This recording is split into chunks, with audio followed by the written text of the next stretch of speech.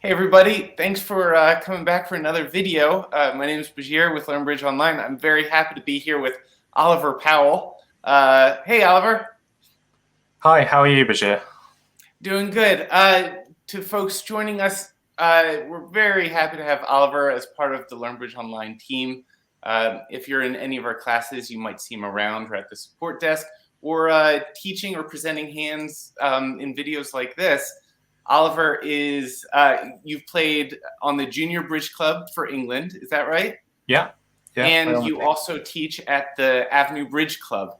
And where's that? That's in Brighton in the south of England. It's a very good club and a very social club as well. Well, please relay our greetings to everyone there. We're very happy to have you joining the team here. We feel really lucky. So, Oliver, you have an interesting hand for us. What can you tell us about this hand? Okay, so this was a hand that I played in the Premier League a couple of weekends ago now against two very strong players. Looking at the hand, using the auction is always key when playing hands, extracting information out of that. On the auction that we had at the table, the south hand opened a spade, which was me. Here, let me load it up. Here's our hand. Okay. So I was south, and I opened a spade with the lovely collection that I had at the bottom. Yeah. Very crucially, the west player bid 2 no trumps, which was an artificial bid, showing 5 or more clubs and 5 or more diamonds. So saying they've got lots of minor suit cards. I see. What's that called? That 2 no trump overcall. It's called an unusual 2 no trump. All right. Unusual no trump. Typically, with strong balanced hands, you would either overcall no trumps or double and then bid no trumps. So here, a jump in 2 no trumps is usually artificial. Okay. And did that make North's job trickier in terms of how to respond, or did it not change? It takes up a lot of room. It means we can't start. Well, on this hand, we can't use any bids at the 2 level. So we have to start bidding at the 3 level. Took away a bit of room. North likes their king of clubs because it's over the hand that's shown some clubs. Likes their diamonds. It's got the hand, or got diamonds over the hand that's shown diamonds. So they were very optimistic about the hand and put 4 spades on the table. They like their hand a lot. You get the 3 of hearts lead, and using the auction, we would like to try and build a picture of West's hand. So if we give them 5 diamonds and 5 clubs, like they'd shown on the auction here, they've got at least 1 heart because they've led a heart here. So if we follow the play through, when a heart's the ace. So we have a heart loser. We have at least 1 club loser. And so we need to limit ourselves to only 1 spade loser in our trump suit. Right. So identifying how we're going to play the spade suit will be a large portion of this hand. So as we follow the play through here, if West had a singleton heart, East has got 6 hearts then, and they may have opened a weak 2 hearts. So they probably don't have, hearts probably aren't 1-6. So we're now starting to build a picture of West's hands. They've likely got 2, maybe even 3 hearts, 5 clubs, 5 diamonds. So we think they're between 0 and 1 spade on the board. Right. So the play continued, a club to the ace, and the queen of clubs, which we're forced to take with the king. Now, East returning that club, is East figuring West likely has the ace?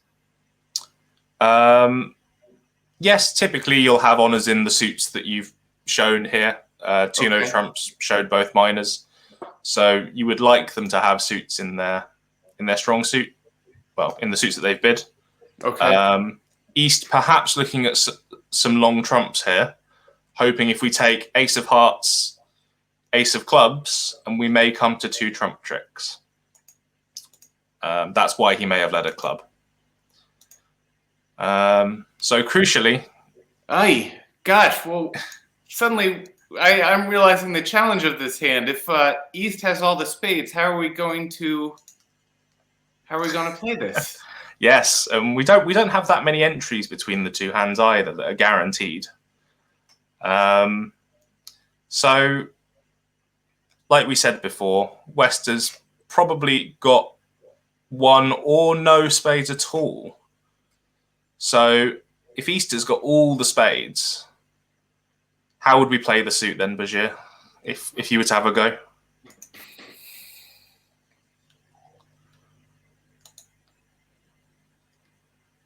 Well, it doesn't make sense to finesse to the queen. No. So if we were to try to come to hand and play a spade towards the queen, and well, this might work, but it might not work. If we played a spade towards the queen and king, and West blue, we would then have a marked finesse against the north hand, or against the east hand. Sorry. The problem with this is we're not actually in the south hand. So we could play a diamond to the king and play a spade. That would work. We could also take a double finesse against East. All right. So playing to, does that mean playing to the 10 from north and seeing what East puts down? Yeah, or even running the 9. Aha. Now, or between those two options, or is there another option that there's a third option? Okay. Where if you play the queen, that holds. We can then take a finesse as long as we catch one of East's honors under our ace. The suit will play for one loser because we're only missing the king and the jack. So, for example, if we played the queen and East played the king, we would happily play the ace. And now we will only lose to the jack of spades and the contract we'll be making.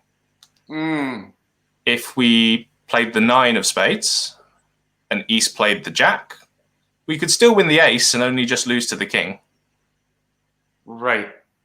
So we just need to make sure that we can lead trumps from north twice. Yeah, that should be pretty good. Especially we've got a diamond entry. We can overtake the king of diamonds to the ace and play another trump. So we just need to be careful not to lose that entry to north. As long as we have that entry to north, we have a shot at pulling this off. Yep. We need to be careful if East doesn't cover whatever spade we play, because we might have to repeat the finesse. So instead of playing 1 to the 10 like we may have done, I would try to lead a higher card from the north hand to try and retain the lead over there.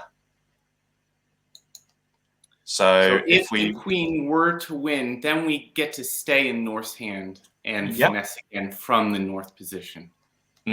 Yes. So I got it. On the actual hand, we tried the queen. East played low. We played low. And West didn't have any spades. Very cruel of him. So we know that his shape is very likely to be 0, 3, 5, 5. Could be 0, 2, 5, 6 or 6, 5, but may have done some more bidding if they had those sorts of hand shapes. And again, you were able to predict that because of that unusual 2-no trump bid. Yeah, West has shown 10 cards in the minors. And because East didn't open a weak 2, it was very likely that West had 2 or maybe 3 hearts, which didn't give them any room for spades, really. They could have had 1, but they didn't have a very good hand, so they needed some compensating values. So we can bring up the whole hand now.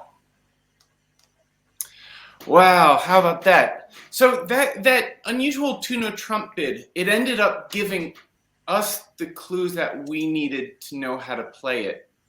Would it have been better for West to stay mum and not spill the beans? You always have to balance these things. in this case, 2 trumps was meant as a preemptive bid to try and disrupt our auction. And it did take away a lot of space. It took up the whole of the 2 level. But it did allow us to play the hand a little better. The same is with a lot of preempts. If you open 3 hearts as a preempt on a board, the opponents, if they play the contract, will know that you've likely got long hearts and you're likely shorter in the other suits. So these preemptive style bids have pros and cons either way. If you bid them, it might cause the opponents to go wrong. But equally, if you bid them, it helps the opponents out on this sort of hand. Again, East-West are top English players, so they're taking it all into account.